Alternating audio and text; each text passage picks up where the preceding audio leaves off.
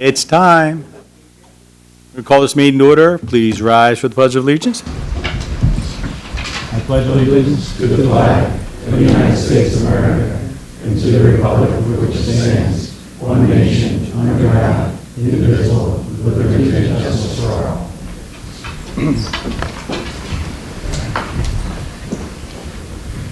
I guess you're all wondering why you're all here tonight.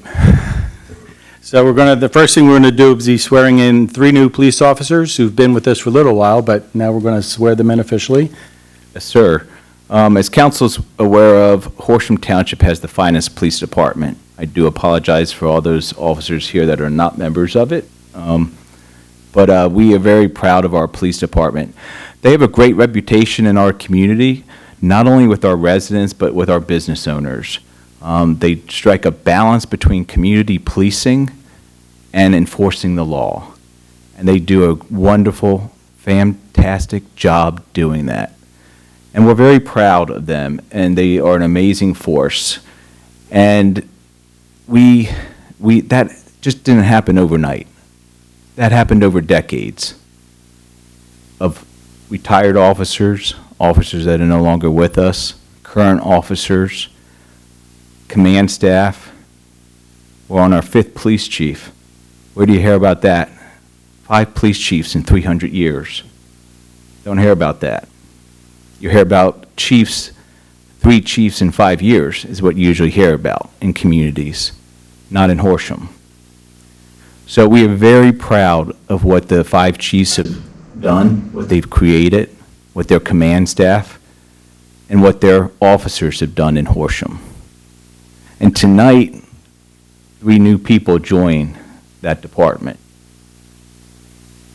They went through a very onerous process that we're very proud of too. You just don't get hired in Horsham.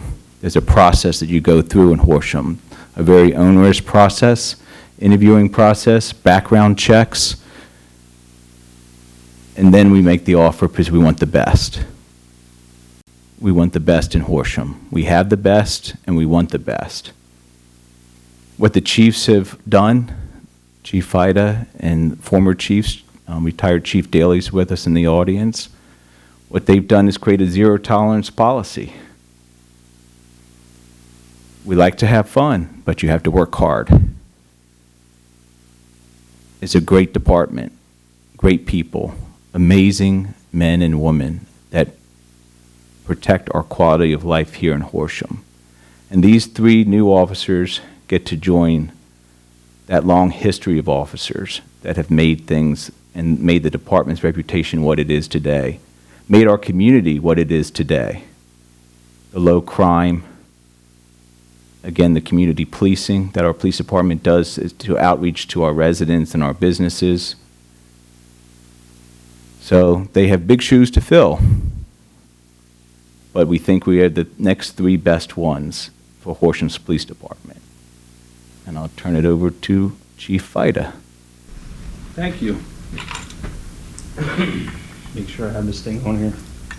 Can you hear me? I don't think it is. Oh, here we go. All right. So yes, well, we're very excited tonight. As Mr. Walker said, we're going to swear in 3 new officers. When I speak with fellow chiefs and other command staff in the area, and probably it's true to say for the entire Commonwealth, there are 2 main challenges that we run into when it comes to recruiting and hiring. The first one is support from the elected officials to keep the departments fully staffed. And what's becoming an even bigger issue right now is finding good people to fill the slots when people retire and go on to bigger and better things. Once again tonight, we overcome both those challenges rather easy because, as I have said many times in my 8 months up here as the chief of police, I am eternally grateful for the support that we get from council to keep my department, our department, fully staffed, to have the right things, the things we need, the things to move into the 21st century of policing. And then on the second half, what we've overcome is we have a very, as Mr. Walker mentioned, a very rigorous process, right? So we do try and often do get the best of the best, and you're going to meet 3 of them tonight. So without further ado, we'll get started with that. So we'll start off, let me introduce you to Officer Kimberly Brett. Officer Brett's a graduate of the Franklin Town Charter High School. Come on up, Kim.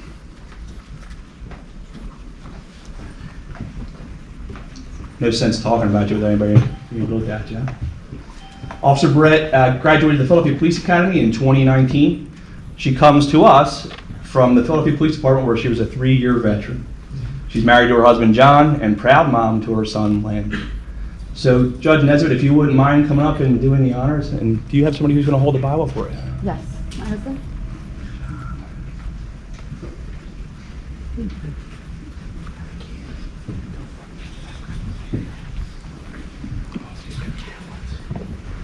I'm going to get out of the way.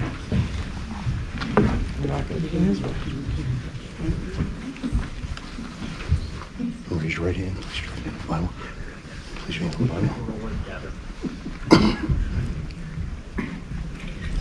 I, Kimberly A. Brett, I, Kimberly A. Brett, do solemnly swear do solemnly swear that I will support, obey, and defend that I will support, obey, and defend the Constitution of the United States the Constitution of the United States and the Constitution of this Commonwealth, and the Constitution of this Commonwealth, that I will enforce the laws of this Commonwealth that I will enforce the laws of this Commonwealth and of Horsham Township, and of Horsham Township, that I take this obligation freely that I take this obligation freely without any mental reservation without any mental reservation or purpose of evasion, or purpose of evasion, and I will discharge the duties of police officer that I will discharge the duties of police officer with fidelity. with fidelity. I do further swear I do further swear that I will uphold, obey, and enforce that I will uphold, obey, and enforce the law without consideration the law without consideration to a person's race, to a person's race, color, color, sex, sex, religious creed, religious creed, sexual orientation, sexual orientation, age, age, national origin, national origin, ancestry, ancestry, handicap, handicap, or disability. or disability. Congratulations. Thank you.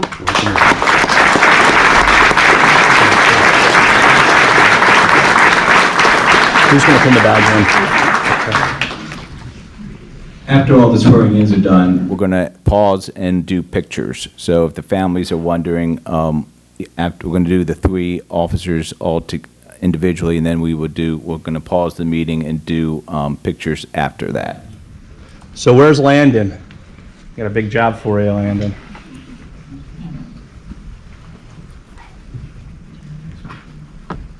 Pin that badge on Mom's shirt.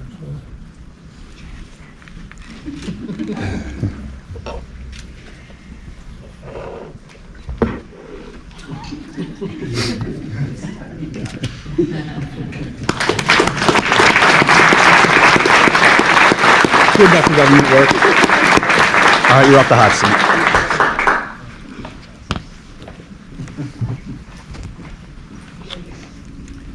All right, so we're going in alphabetical order.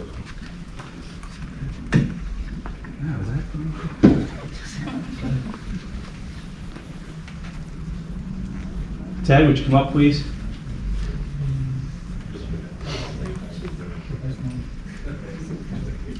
Officer Theodore Harrison, common spelling, is a graduate of the Ben Salem High School. In 2009, he graduated from the Philadelphia Police Academy.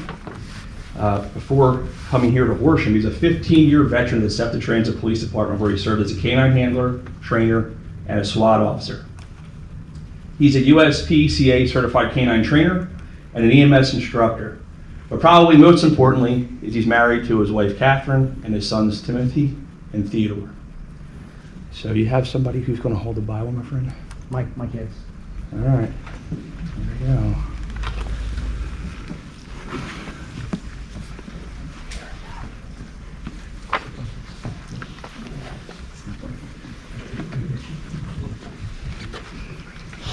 Place your hand on the Bible, please. I, Theodore H. His C.N. I, Theodore Harrison, Did I do it? close, Close enough. Do solemnly swear do solemnly swear that I will support, obey, and defend that I will support, obey, and defend the Constitution of the United States the Constitution of the United States and the Constitution of this Commonwealth, and the Constitution of this Commonwealth, that I will enforce the laws of this Commonwealth that I will enforce the laws of this Commonwealth and of Horsham Township, and of Horsham Township, that I take this obligation freely that I take this obligation freely without any mental reservation without any mental reservation or purpose of evasion, or purpose of evasion, and that I will discharge the duties of police officer that I will discharge the duties of a police officer with fidelity. with fidelity.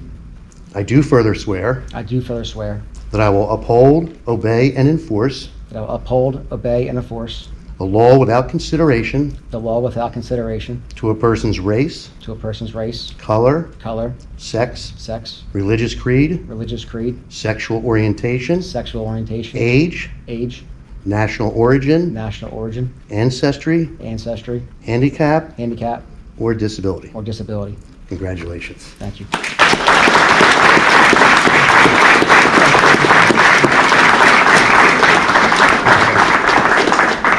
Off the hot seat. Now,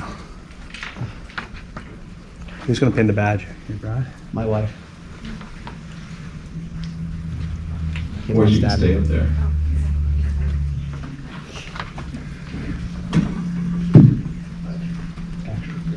Yeah, I know, right? That's why he didn't want them to go. That's why I won my best. Are you kidding me?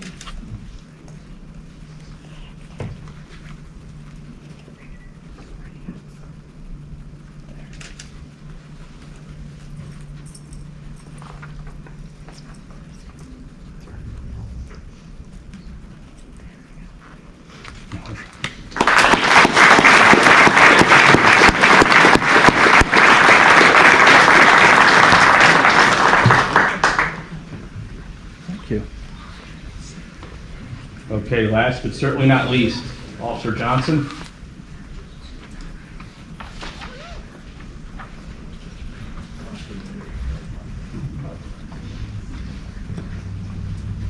Officer Matthew Johnson is a Horsham resident. He's a graduate of the Hatboro Horsham High School and of the Montgomery County Community College's Associates in Criminal Justice program. In 2021, he graduated the Montgomery County Police Academy. Prior to his employment here, he was a firefighter with the Huntington Valley Fire Company and is a current member of our Horsham Fire Company.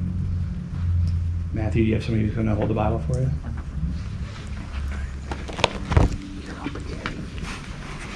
Miss Gianna.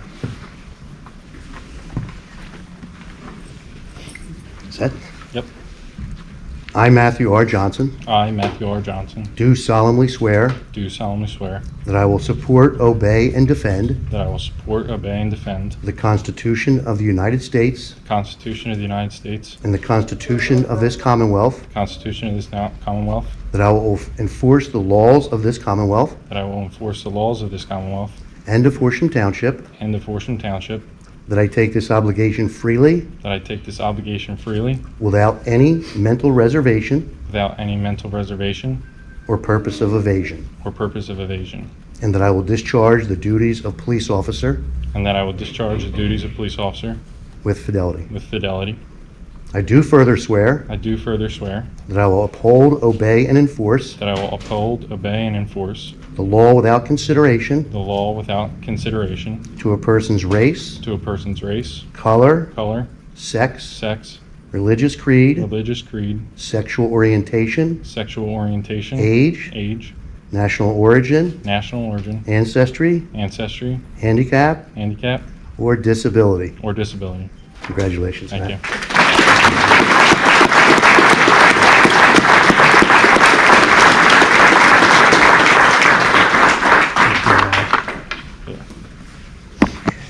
Good news, pal.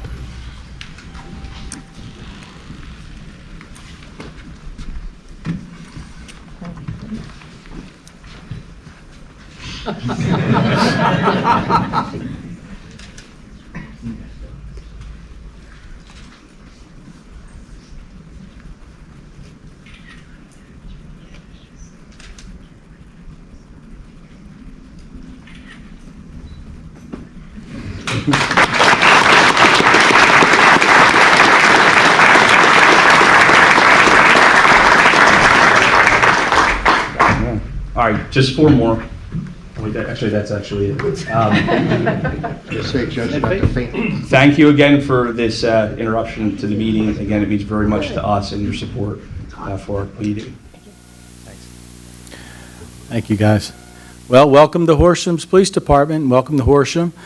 And all I can say is just to repeat what the chief said, that you have our blessing, you have our support. And we're always going to be there for all the entire police department, and as well as the fire people as well. We're back. We have your backs. So again, congratulations. And I guess we're going to do some pictures. Lots of pictures. So we'll start with the 3 new officers could come up front here. Great. Okay, now how about the 3 officers in the middle? All right, next is opportunity for questions or comments from the public. Do we have any questions, comments? None being said, we have Turn the approval. air up next time. The next is approval list of checks. Do we have a motion? Hold on a second, that's how this works.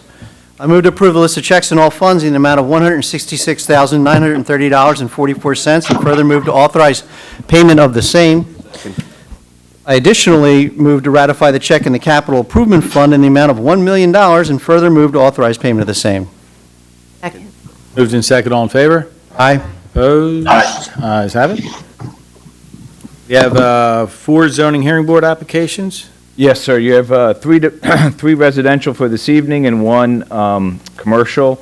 Your first one is 111 Victoria Lane, which is in our R4 zoning district. They are looking to expand an existing rear patio, so this is an impervious coverage variance.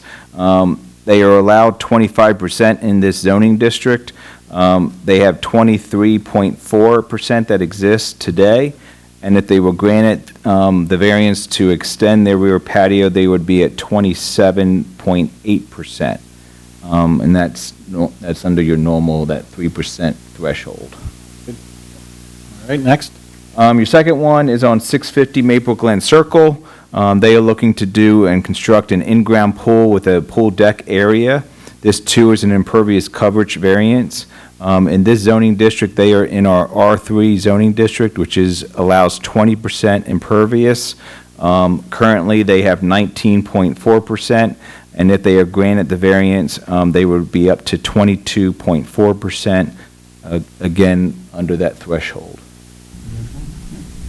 Next.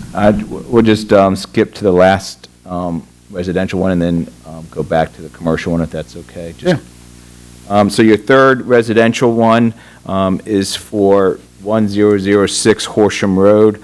That's a property directly across the street from our Public Works facility. That was heavily damaged in the September 1st tornado and flood. The property is in the floodplain, which falls under our floodplain management ordinance. And one of the, as council knows, our floodplain, most of our floodplain ordinance comes from FEMA. So FEMA requires certain sections, they require certain language that we do not have a choice but to put in if we are going to have national flood insurance available here in Horsham.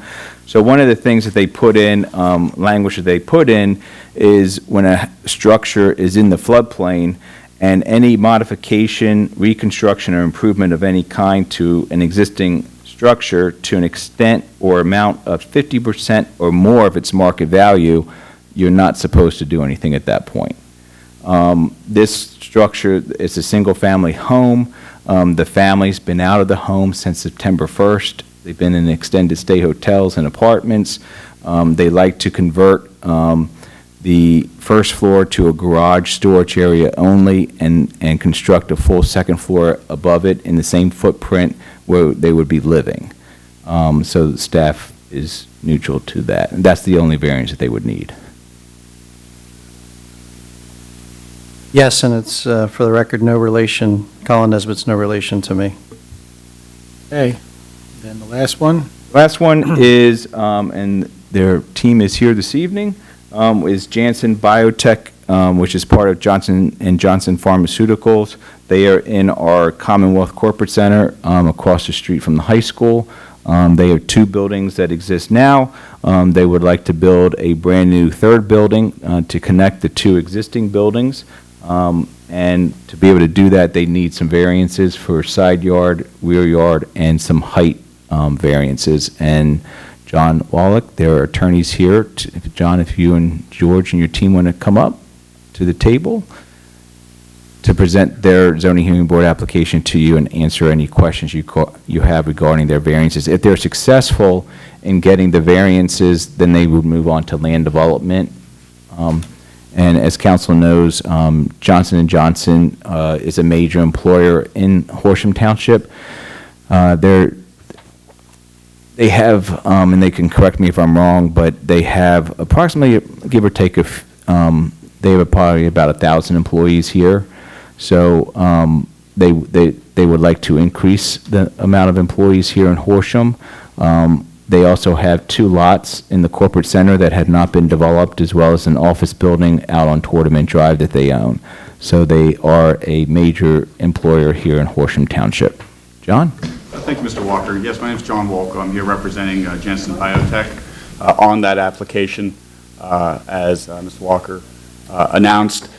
Essentially what Jansen's hoping to build is an amenities building. Right now, there are two buildings, one on the 850 property, one on the 800 property.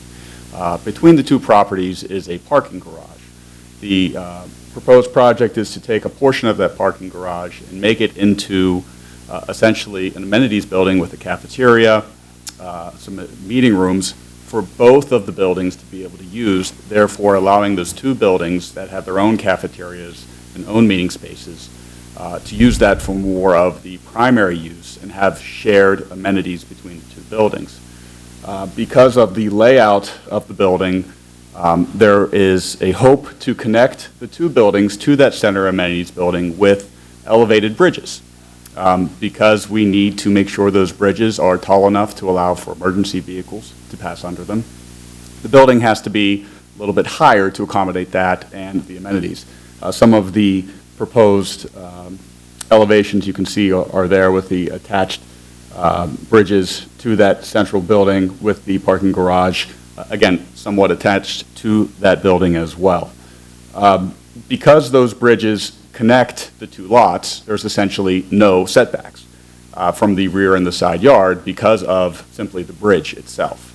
And again, because of the need to have those bridges higher to provide for transit, the building itself needs to be a little bit higher than you would expect. The two buildings that are currently on the site are, I believe right now, 50 feet, 55 feet? 50 feet, which is in excess. They received zoning relief for that. What's being proposed is 45 feet on the roof line height, where 40 is required, and for the mechanicals and the stair tower, we're asking for 61 feet or 16 feet more just for the mechanicals, not the roof line, because of the need for the stair tower to go up. So again, that won't be as visible from the outside. We believe, it's a heavily buffered with the golf course around it and certainly the Air Force Base on the other side. And again, it is set back further from the properties across from Horsham Road, so it would fit right in with the other two buildings. And again, it would allow Jansen to remain, to offer more amenities to their employees, and to allow for further growth around the corner, if so desired, for those additional parcels that they own. There is sufficient parking remaining on site for the use, even though they are using some spaces from that existing parking garage.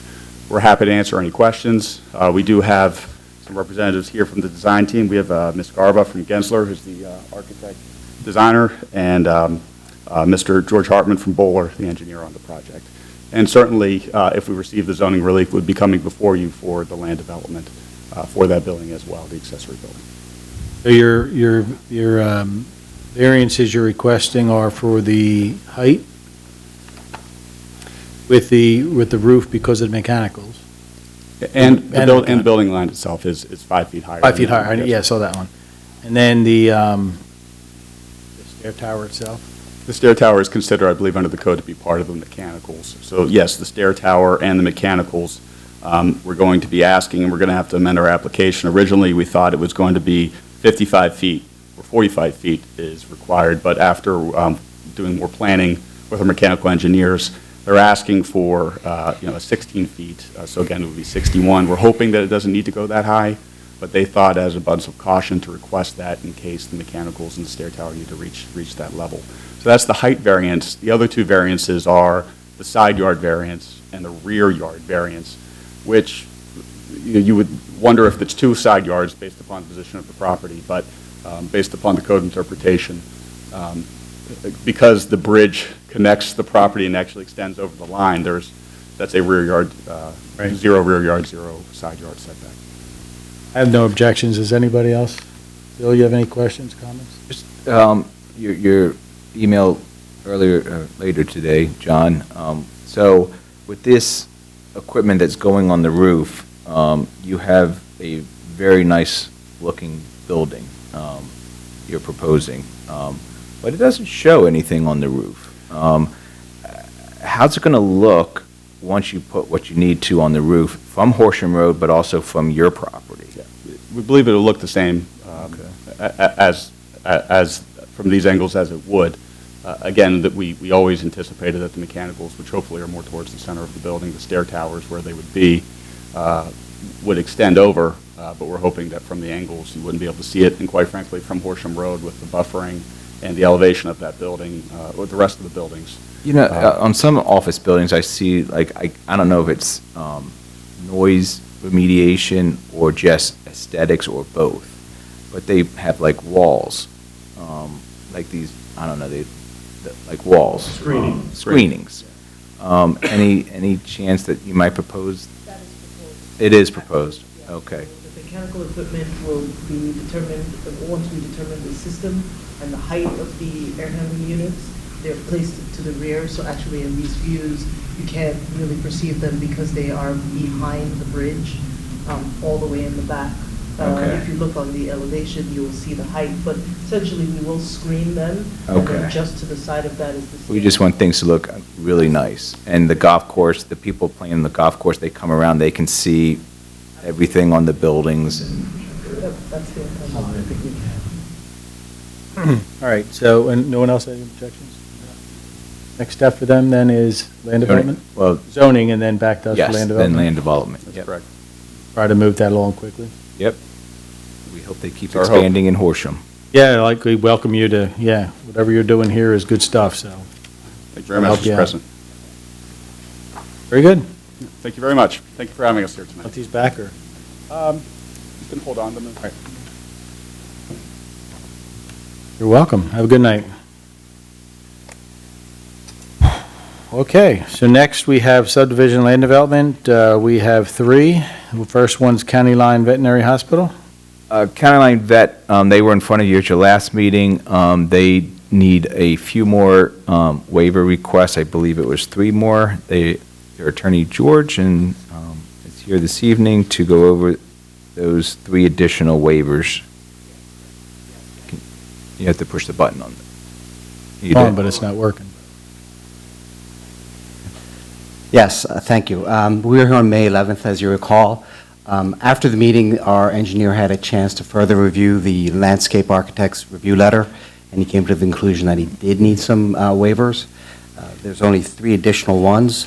One is for 198-39D8, which is for the replacement trees.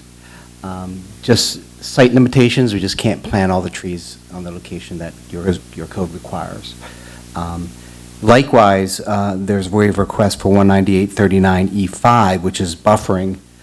When you add those up, there's about 38 trees in total that can't be placed on the property. So what we are proposing is to plant them in other locations within the township, pursuant to whatever the township's landscape architect design tells us where to put them, and we'll be glad to do that, which is, I think, is a standard type of thing that I think you guys consider. Is that correct, Bill? Yep. So those two are interrelated. The other one was, and we actually talked about this, these areas here that are striped, you require raised planter islands. And the thought was, and the reason why we're requesting a waiver from 39E6D is we'd like to keep them striped. just for maneuverability. And I think we actually talked about this on the 11th, if you may recall. It's just, these are tight turns, and it's a kind of a tight, restricted area, so we'd rather have them just striped and have make it more easily accessed, for lack of a better word. Objections? Okay. And we did run it by the township's McCluskey, and they were fine with the waivers. Hi, Hi. how are you? Just to be clear, so any trees, replacement trees that can't fit on the site, you're going to plant at a location in the township as directed by the township? That's correct. Okay. I guess the other option would be some type of fee in lieu, but I think it seems like you would rather have them planted someplace. Yes. Well, you need them. I got it. Yeah, we need trees, yeah. Yeah, exactly. Okay, anything else, Mayor? So that's all I have. Bill, I guess you're good then. Okay, thank you so much. Welcome. Have a good night. Take care. Next is 929 Linecomb Pike. 929 Limekill Pike. Let me get a rendering here. So this is a property on Limekill Pike, right at the end of Downey Drive. I'll pop up a satellite real quick just to orient everyone and then go back to the drawing. So this is Downey Drive, Limekill Pike. So this is the existing house here. So if you come out Downey, you can see the open space lot here, which is part of this property. So what the property owner would like to do is subdivide the lot and build one home on this lot here. And they are here this evening to present their case. Gentlemen, if you want to introduce yourselves and present your plan. Good evening, Mr. Chairman. If I can push this button. There you go. There you go.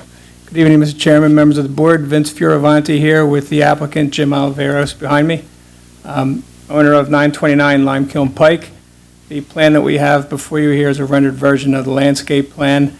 We did receive our reviews and recommendation of approval from the Planning Commission. If you would like, I can briefly go over the project, summarize some of the features, and then we do have the first round of review letters, which we believe are all will comply. There were a couple of waivers and a few discussion items.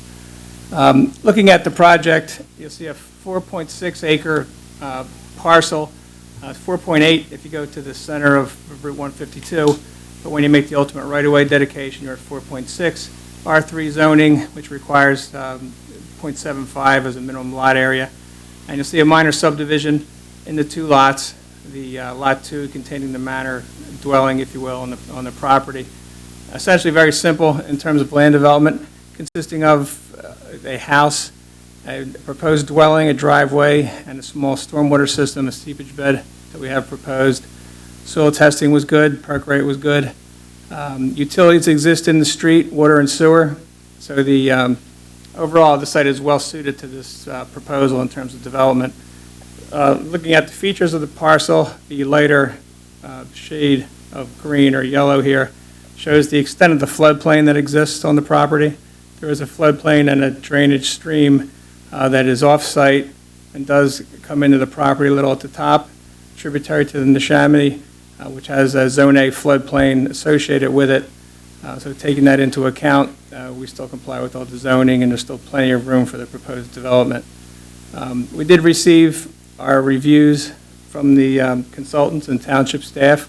All of those reviews will comply and easy items for us to address, additional notes, some information. But essentially, we're looking at a water and sewer lateral for the new dwelling. The existing manor dwelling will remain on the septic system for now, and it does have a water service tie-in to the public water. Some of the waivers, the two waivers that exist, one is the road widening, curb and sidewalk on Limekiln Pike, and we felt that, not necessary, and with the extent of this development, it wouldn't be warranted for something as simple as what we are proposing. The other waiver was a standard waiver of the requirement to survey 400 feet in all directions from the property boundary, and essentially a partial waiver was suggested that we include an aerial photo to document the existing features, and of course we're agreeable to do that. One of the discussion items that came up was regarding the street trees. We have the correct amount of street trees shown, but technically they should be behind the right-of-way, which we can do, just something to be discussed. But if we were to move them all the way behind the right-of-way, they almost wouldn't look like street trees anymore because they'd be so far back. It was recommended that we cluster them into groups and locate the mature trees down in this area. There are a lot of mature trees down here. We're not doing anything down there in that part of the site, but we will definitely locate them. It's a will comply item. And they said they can take the place of some of the required street trees, and it was recommended that we cluster these, and we'll work with the staff to do that. So any trees that we relocate from here because we don't need them, we can cluster them in this area where it's a little more open. So we're agreeable to do that. The fire marshal wanted to see where the closest hydrant was, and if there wasn't a hydrant within 500 feet, we'll be agreeable to install one. So other than that, I think all the notes are will comply. The only issue that we're dealing with is the sidewalk issue. I Yes. think it's the one we haven't really Street addressed. widening, curbing and stuff. Right. First waiver of road improvements. Bill, you have thoughts on that one? On this one, on that side, that's the southbound lane of Limekill Pike. So the nearest sidewalk we have is right at Limekill and Tennis. We have some constructed there, but also some will be constructed there with the new homes that are being built at Limekill and Tennis. And then the possibility of additional sidewalk closer to Welsh Road if the property behind Key Bank develops. And that's your closest locations. So, there's three options is, require them to put the sidewalks in, waive the sidewalks completely, or take a fee in lieu of the sidewalks. But when, as Mary mentioned, the sidewalks come along with road improvements, curbs, storm drains if needed. I don't know if storm drains would be needed or not, if sidewalks are put in. Limekiln Pike's a PennDOT road, correct?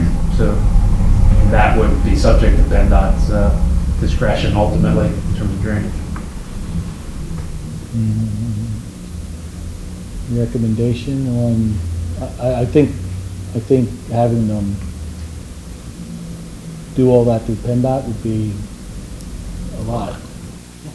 Yeah, it'd be more involved than the entire project, I think. So I can sympathize with you there. One single. What we've done is, in previous requests for subdivisions, we rather than waive the fee, we just, waive the requirement, we just ask for the fee in lieu. And staff kind of works on that with you to figure out. What the appropriate fee would be. I think that would be more reasonable than trying to install them at this point. And that would involve a domino effect of other improvements and. When you get involved in PennDOT, you could be there for years. Absolutely. I think we'd be agreeable to that. You okay with that? Bill, if you foresaw into the future where sidewalks would be on Limekiln Pike, would it be on the other side of the road? Ever sidewalks put on Limekiln Pike? I would say yes, and I say that because that's the side, if you make your way down to the CVS and you make that left, that's where everything's at. If you just put it on this side, you're just going to the Wisfis Bank, and that's it. The long-range plan for Maple Glen, which of course may never happen, probably won't happen in anybody's lifetime. The base will probably be done faster, but Probably. is to make it a more walkable, Connected, yeah, connected retail environment. Yep. The sidewalks across the street would make more sense. yes. And I'm fine, we're talking fee in lieu of? I'm fine with that. I'm okay with it. You okay, Phil? So you can work that out? Sean, are you there? Yeah, I concur with what you guys are saying. It makes sense. Sorry, Sean, I forgot you were there. You're in spirit. All I see is an S on the screen. It wasn't Superman. There he is. Okay, much more like it. Okay, so just work that out with staff on the fee. Yes, that'll be, we're agreeable to that. The other waiver's fine for with the photograph of the aerial photo. Right. Okay, And the trees, we'll work that out with the work that landscape out with the architect. landscape architect, Yeah. too. Absolutely. Good to go? Thank you very much. All right? Good luck. Thanks. Mr. Pierbonne, can you give me a card on your way out? Yes. They need anything else after that? They'll need to, at your next meeting, June 8th, for your consideration, the resolution will be prepared for your consideration at your June 8th meeting. All right, next would be the Pete's Car Wash. So Pete's Car Wash, as you aware, they have preliminary approval from council. They have submitted their final plans. They have received recommended final approval from the Township Planning Commission, and they are in front of you this evening for final review of Pete's Car Wash. Good evening, Andrew Stoll for the applicant. With me here tonight is John Alenikoff, the applicant's engineer, and Drew Altringer on behalf of the applicant.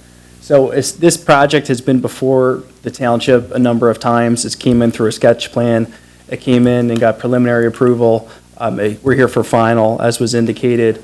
We did have additional waivers that were not part of a preliminary approval, which were transmitted to the township from a letter from our office, Fox Rothschild, dated May the 10th, 2022. That outlines just a couple additional waivers, very technical in nature, that we'd ask be a part of the conditional approval. So happy to answer any questions. They all will comply? The letter, subject to what's in the May 10th letter, everything would be a will comply.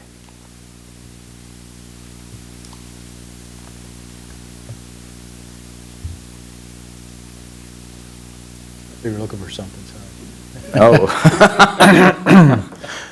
All will comply. If everything's will comply, I guess that, what else do we need there? The waivers, It's there was a yeah, bunch. Oh, I thought you said they will comply. No, it's subject to what's, so in the preliminary approval was granted, subject to certain waivers, which Right. were approved.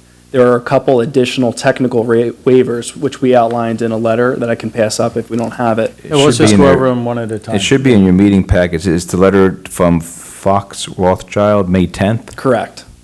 Just go one by one. Sure. Hello, Do good y'all- evening, everyone. Whoa, wait a second. Do you all have this before we start in your meeting packets? This is what they're going to go off of. The May 10th They're looking. Fox Rothschild letter, not the Gilmore letter. I have copies if you'd like. Take a copy. Yeah, if you have copies, if you could, thank you. Try to look it up on a computer. I have a copy, thank you. Dana? I'm good.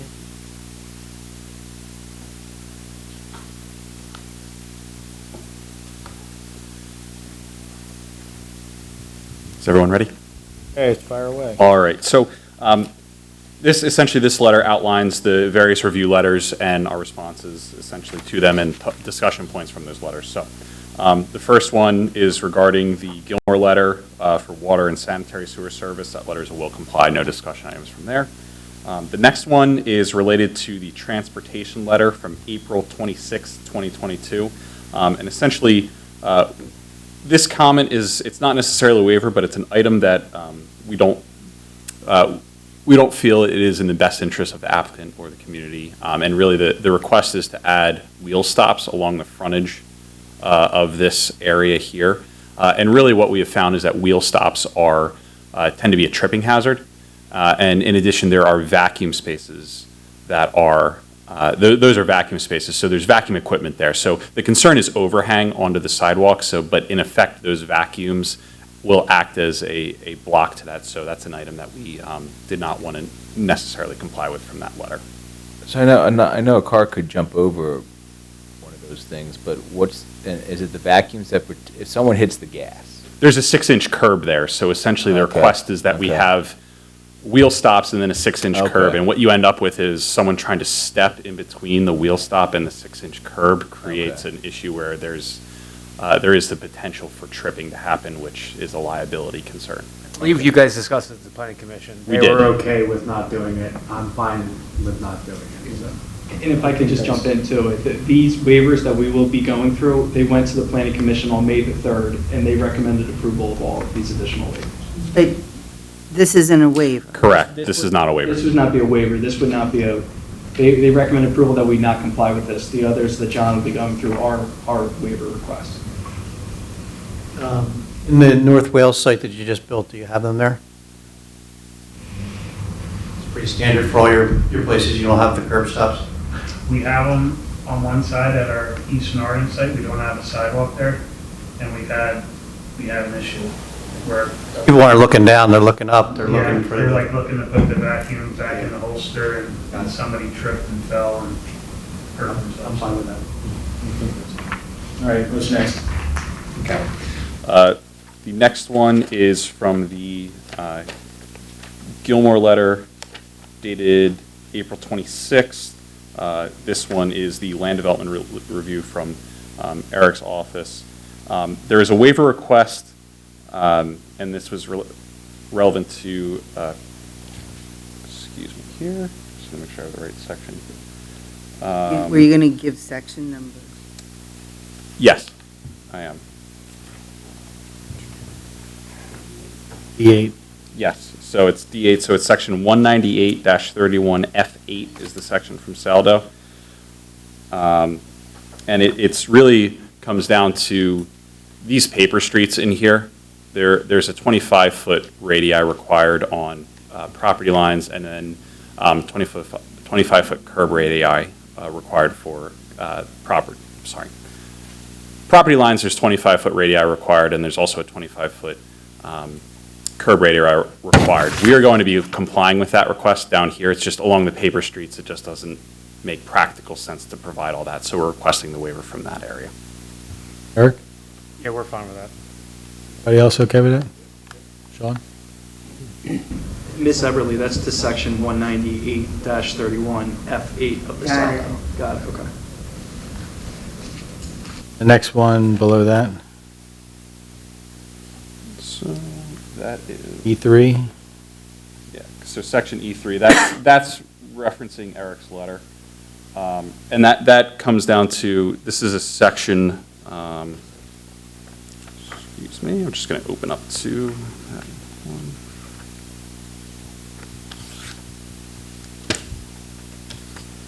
All right, section 198-31C3. And this comes down to right-of-way widths. And really what we're requesting here is the existing right-of-way along Pine Avenue up here is only 40 feet wide. We would be required to dedicate an additional amount of right-of-way, but widening isn't proposed along here. We've got a nice buffer here with existing trees, so the request is to not provide that right-of-way because it, quite frankly, isn't going to be improved or widened. Are you good with that, Eric? I talked about the side here. Oh. There are residents, I understand, above that too, and I don't think they would like to see the road widened or any changes in that area. I don't know that they'd like to see the road widened, but Eric, what's your position on the fact that if we take dedication of the right-of-way, then that buffer is, Well, that's what Bill and I were just discussing. Generally speaking, you guys like to take right away because you never know what you might want to do with something in the future. But in this instance, we don't want to let that stuff in the right of way, and they need to allow to keep that parking as part of a prior agreement with the hotel. So I think Bill was leaning towards being okay, just with the waiver.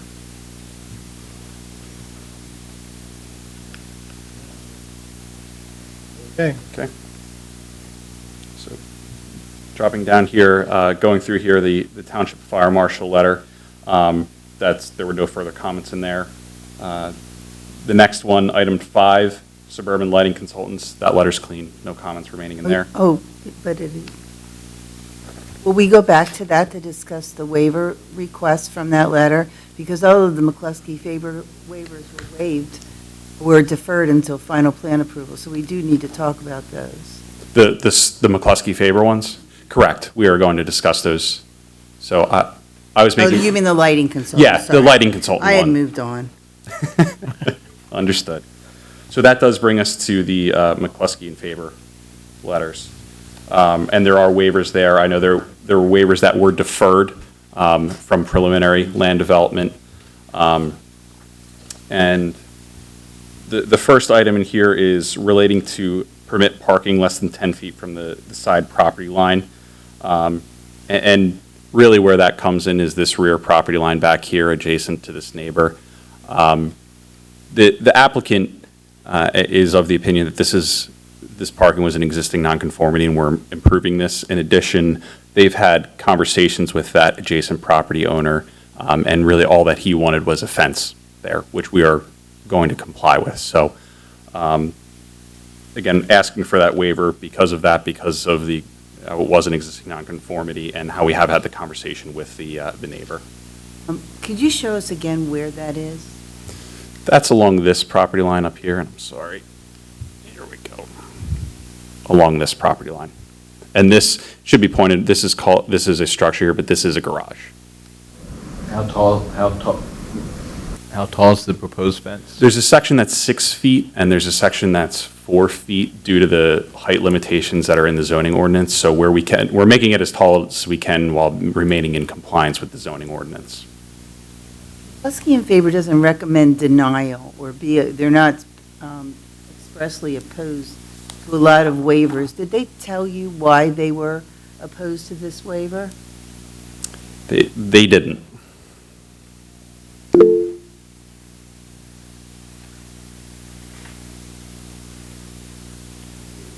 Note the reduced parking lot setback as presented does not permit appropriate space for required screen buffers. Buffer is a fence. I'm not sure I understand their objection. Looking at the McCluskey in I am favor letter. looking at it too. The First bullet screen point. buffer equals softening buffer, and they want to see planning whether there's a fence or not. No space for planning. With the planning, they wouldn't have the parking. Yeah, the neighbors have. Agree. That's what Sounds like he'd rather have a fence than a buffering. Yeah, and Drew, you've had a conversation with him, and that was really all he wanted was the fence, correct? Yeah, my brother Jeff. Yeah. What's the restriction on the heights as you go? You're saying So you go from 4 to... in the front, and you can see because this is an oddly shaped property here. If you look at this, there's dotted line work here. That's our building envelope for this property. So in the front yard, you're limited on height of a fence. I think it's to 4 feet. So then as soon as we can go to a higher fence that's at 6 feet, we're going to do that and make a higher fence there to try to maximize the buffer along there. Any sense, Bill? Yeah, well, yes, I know there's been a lot of conversation with that property owner and at the staff level too. So what John is explaining is what the property owner wants. But I do want to sort of, since this is final review, if council's okay with the fence, was there any conversations with the property owner on what type of fence? We talked about the 4 feet, 6 feet. Do they want a solid, like a wooden stockade fence? Do they want one of those plastic fences? I'd have to ask my brother, he was at the meeting, but I thought it said board, I thought it tells you. It says here, board on board, I don't know what that means yet. If council's okay with the fence, as Mary draws up, agreement to accept conditions and stuff for approval, I just want to nail it down good that, I believe it's board, like what it says, it's board on board. Board on board, that's what it's indicated. How about if right now, if we just, if they install a minimum 6 feet high, what did he say, minimum 6 feet? Where we're able to, because there's front yard area where we cannot, per the zoning ordinance, install 6 foot tall. What's the minimum? 4 feet.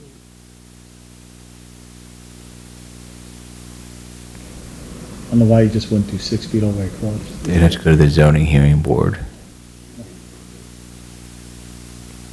It's the zoning ordinance. 4 to 6 feet high of a material acceptable to the property. Yeah. 6 feet straight in. Or No, it's still 4 No, feet. it's 6, It's but 4 feet. talk to the property owner to see Yeah. what material he wants to use. Yeah, well, we have no problem working with the neighbors, so Okay. Yeah. whatever he wants, Make it look nice. Yeah, exactly. Next. You got that, Mayor? Yep, I got it. Okay. The next one, item B under that May 10th letter, is really regard to replacement trees. There had been a lot of discussion about this, and I believe the last time we were before you, we had requested a waiver for those 17 trees, and what we discussed was we would plant them throughout the site, so we would be providing those trees, but location-wise may not be per this section. So we weren't sure if we needed to keep the waiver and request it for location, but we would be planting the trees, so really. If you're planting them on site, I would just work with McCluskey and Faber as to where they should go. Okay. Or the hotel property. What's that? The waiver, either on site of the car wash or the hotel property. Work with them.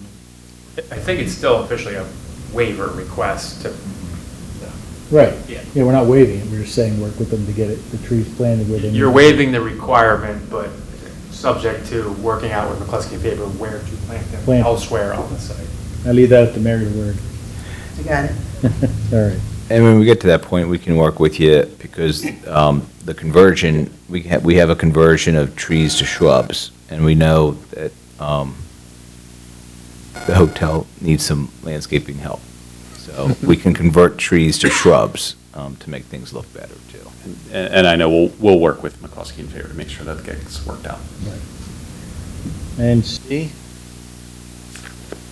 And C is related to the maximum number of parking spaces in a row, and really where this comes down to is the, if you look at these spaces here, we have got one row that, or these row of parking back here is longer than that requirement. It really comes down to number of parking spaces required, and, you know, this is a paper street. Previously, we were before you, you did grant the waiver for us to have parking within that paper street, so really that's where it comes down to. 15's required, you're doing 16 and 7. 15 is permitted, we're doing 16 and 17. Good? Sean? What section number is that?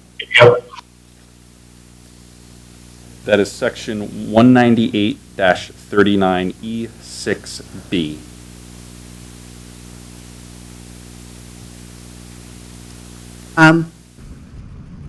If you go to the McCluskey letter, there's 3 waivers in between the replacement tree waiver and the 15-foot wide island. Yes, Waiver. and I do have, we submitted a waiver request letter that outlines it, outlines the entirety of the waiver requests. I will admit some of these were granted at preliminary. So I do have the ones that we are requesting at this moment. How about if we just go to the McCluskey letter when Okay. we're finished this letter? All right, sounds good. 7? So I am looking at page 2 here, and it looks like we are looking at 13, 14, and 15 from the McCluskey and Faber letter. Is that correct, Mary? Correct. Okay, so this one is related to relief permit to... We didn't finish this one yet. Well, I didn't switch gears. I said we'll go to the McCluskey letter when we're finished with this. 7 to do. Yeah, we just got one more on this one. Foxworth Drive, letter number 7. Okay. Let's finish that, then we'll go to McCluskey. All right, sounds good. So this is really a comment from Van's letter from April 27th about reducing the overflow, the size of the overflow parking lot. And really, that size of that lot was required as part of the previous approval of the land development.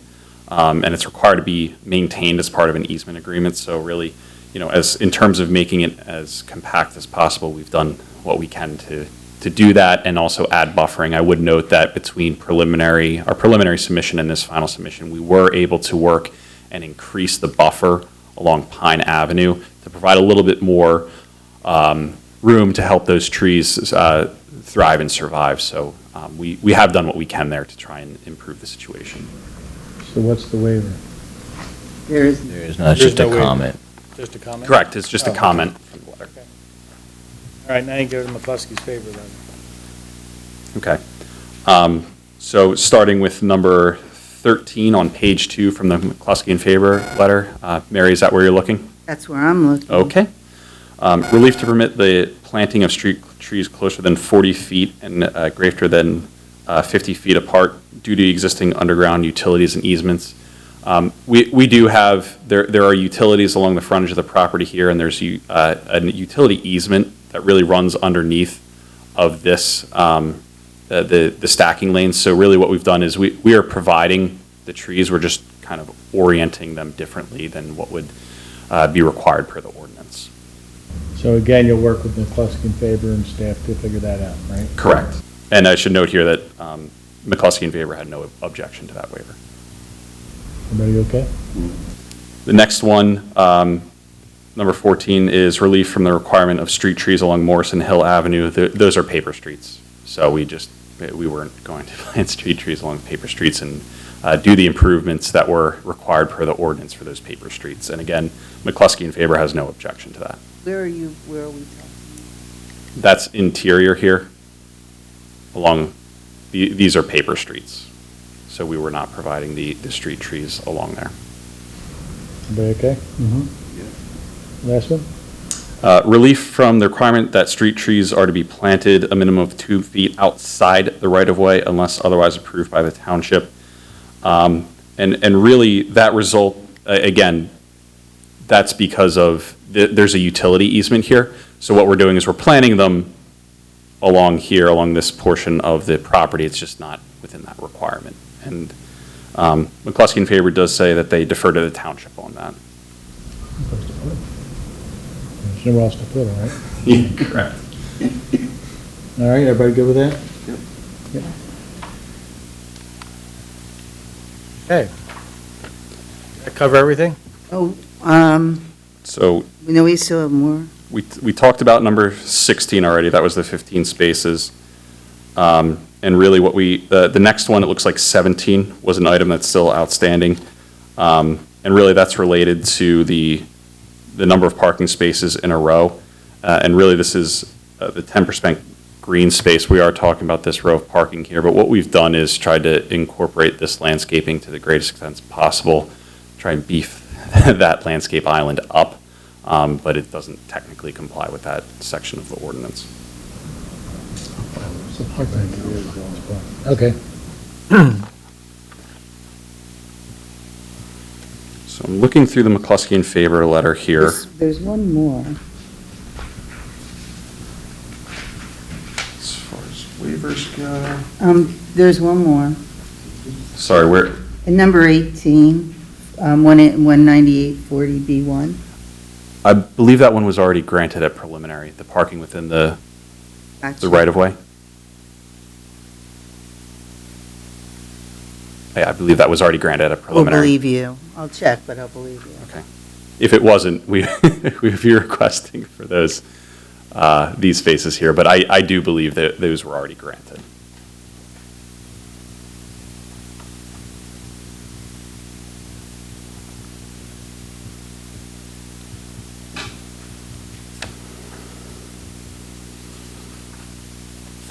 It was already granted. Thank you.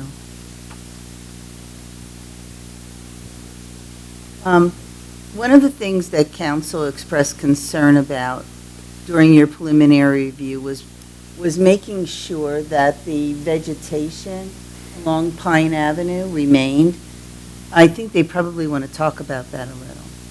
Yeah, and that did come up at the Planning Commission. There was a resident, a neighbor who came by and noted the poor state, really, of the grass that's along here. And at the Planning Commission meeting, Jeff Altringer, who is Drew's brother, was there and said they would maintain it and really make a better grass situation there and maintain that, and while preserving these trees that are along here. So we certainly have no objection to doing that.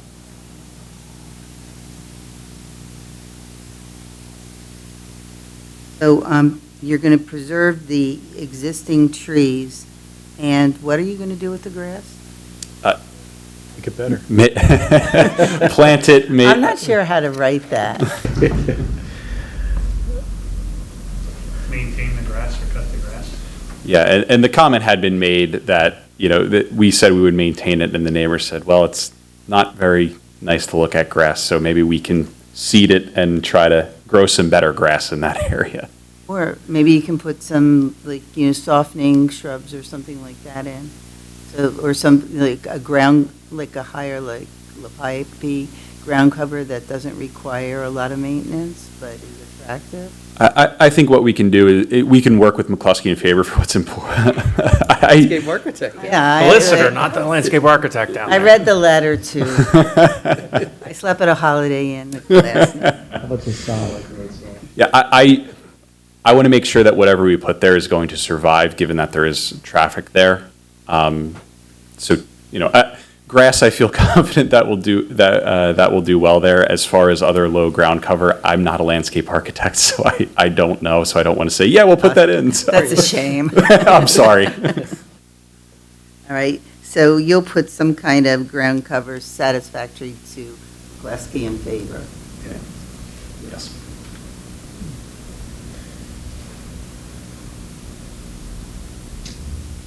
Is that it? That was all I had. Bill, you have anything else? Okay, looks like we're good. Next step, Bill? If we can get, there's a lot of detail, so, but we started good with the preliminary approval resolution and an agreement to accept conditions, so as long as we have the resolution and agreement in place for your June 8th meeting, you can consider a final approval at your June 8th meeting. All right. Very good. Thank you so much for your time. Have a great evening. Good luck. Thanks.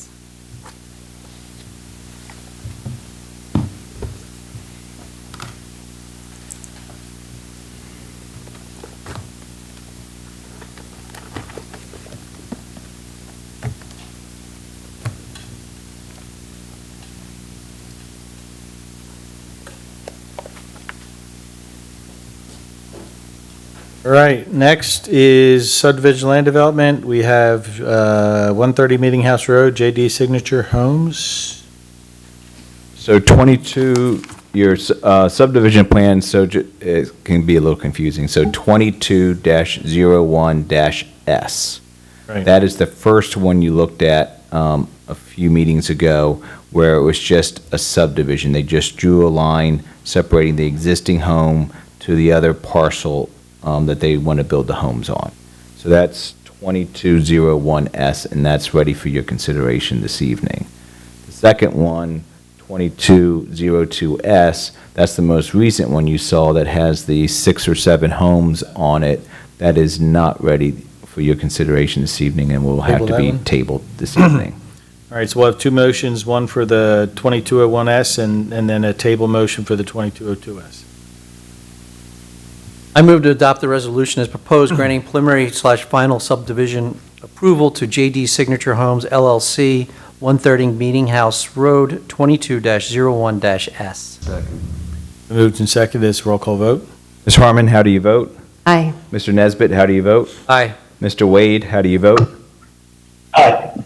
Mr. Whiteside, how do you vote? I vote aye. And Mr. McCouch, how do you vote? Aye. Motion passes unanimously.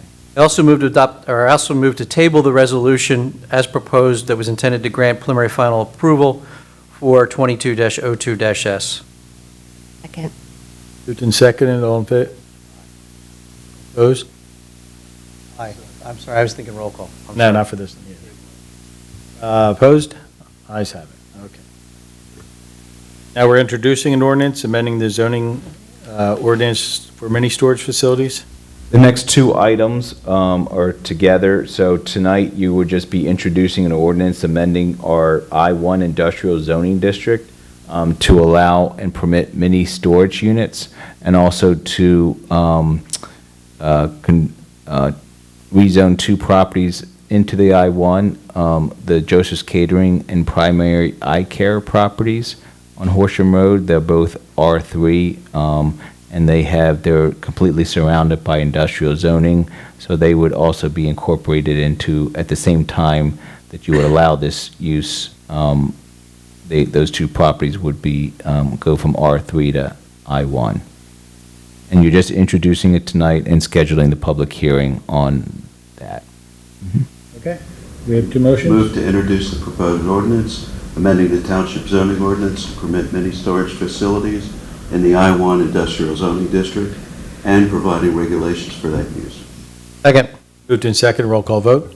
Ms. Harmon, how do you vote? Aye. Mr. Nesbitt, how do you vote? Aye. Mr. Wade, how do you vote? Aye. Mr. Whiteside, how do you vote? I vote aye. And Mr. McCouch, how do you vote? Aye. Motion passes unanimously. I move to adopt the resolution as proposed, establishing a time and place for public hearing on an ordinance amending the township zoning ordinance to permit mini storage facilities in the I-1 industrial zoning district and providing regulations for that use for Wednesday, July 13th, 2022 at 7:45 PM in Horsham Township Municipal Building. Second. Moved and seconded, again, a roll call vote. Ms. Harmon, how do you vote? Aye. Mr. Nesbitt, how do you vote? Aye. Mr. Wade, how do you vote? Aye. Mr. Whiteside, how do you vote? I vote aye. And Mr. McCouch, how do you vote? Aye. Motion passes unanimously. Okay, so one last item, just an announcement, Horsham Day is back for Saturday, June 4th, 2022. The rain date will be June 5th. With no further items on the agenda, this meeting is adjourned.